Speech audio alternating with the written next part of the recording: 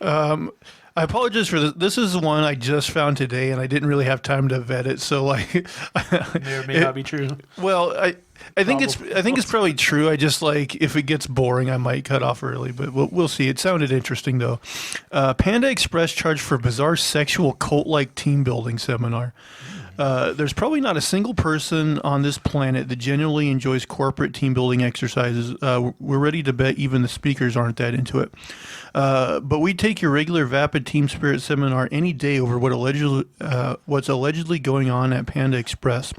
A new lawsuit filed in Los Angeles County Superior Court describes cult-like acts bordering on sexual harassment. Filed by a 23-year-old employee, the lawsuit lists raised an utterly delightful list of charges.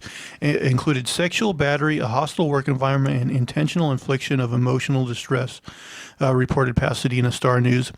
In addition to the Panda Restaurant Group, the lawsuit lists Alive Seminars and Coaching Academy as defendant. Let's take a look at what supposedly went down at the training seminar. According to the lawsuit, the employee in question, who shall remain unnamed as a courtesy, began working for Panda Express in 2016. 3 years later, she was told she was up for a promotion.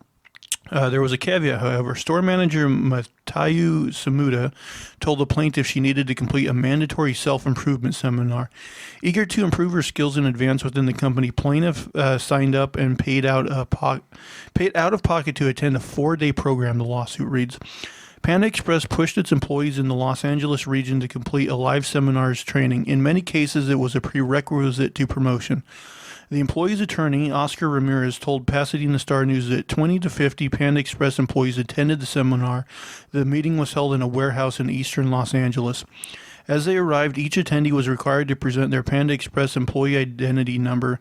They received their Panda-branded introductory materials, and the seminar got underway. Right off the bat, though, things took a turn for the bizarre and downright terrifying. The lawsuit alleges that the organizers instructed the attendees to sit down, shut up, and not talk to anyone. Then the organizers left. The employees were left to sit alone in complete silence for the next hour. The hall's windows and doors were covered in black cloth. There was no clock, and in addition to speaking, the attendees weren't allowed to use their phones. Suddenly, a man burst into the room and started screaming in Spanish at everyone present. He told the attendees they were nothing and didn't matter, since they were doing nothing both collectively and individually. Mind you, this wasn't some deranged madman that managed to slip into the building.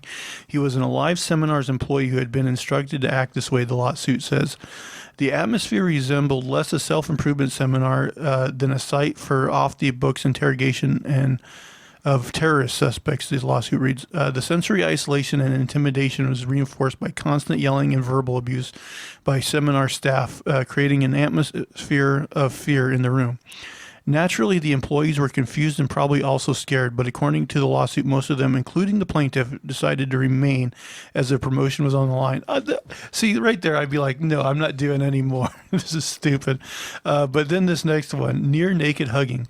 The strange screaming exercise sounds bad enough, but that was only day one of the seminar. During the next day, the plaintiff alleges the organizers forced her to strip down into her underwear in front of everyone present. This was supposedly a trust-building exercise, but the training staff sure did their best to not make it seem like that. Alive Seminar staff were openly ogling the woman in their state of undress, smiling and laughing, the lawsuit claims. Plaintiff, stripped almost naked in front of strangers and coworkers, was extremely uncomfortable but pressed on because she knew it was her only chance at promotion. To top off the exercises, the staff told the employees to stand up and yell about their inner struggles until everyone else attending the seminar believed them. This didn't sit quite right with some of the attendees. One man, also stripped down to his underwear, broke down in tears at this point. To try and cheer him up, the training staff instructed the plaintiff to take the man in the middle of the room and hug it out in their underwear while everyone present was watching. Yeah, it goes on, but I don't want to go too long. But yeah, if you were, went to this thing. Aren't they like the religious one as well? Panda Express? Oh, I was thinking it was Chick-fil-A. Panda Express. Chick-fil-A is the religious one. Yeah.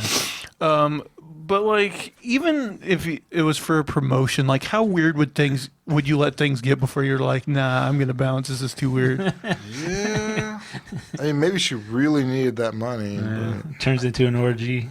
I mean, the thing is, they paid out of pocket for this. That's a company to allow this is amazing. Like maybe that's their side business. We're gonna take what money we pay them and turn them take it back into training. I mean, shut. my guess is like the guy that managed this specific Panda Express had probably done one of these live seminars and really liked it and thought it changed his life, and so like that's why he signed these people up for it. But I don't know, like it seems really weird. Yeah. I mean, if he had any idea they were going to make him strip down and do all this weird shit, I mean, he would. You would think he would know that he would like face consequences for it. To make it Like mandatory. I can make $15 an hour over at McDonald's. Yeah. It's like, what the fuck, Panda Express? To make it mandatory too. That's messed up. But my guess is this isn't. I don't think it doesn't sound like It couldn't have been national. Yeah, it's that Panda Express in L.A., but still like 30 to 50 people involved or something like that. But good, yeah. I think I would when they shut the lights off and had the guy yelling in Spanish. I think I'd been like, yeah, adios, Spanish guy. I'm like, is this the cartel? Like, did I get sold to these people? Panda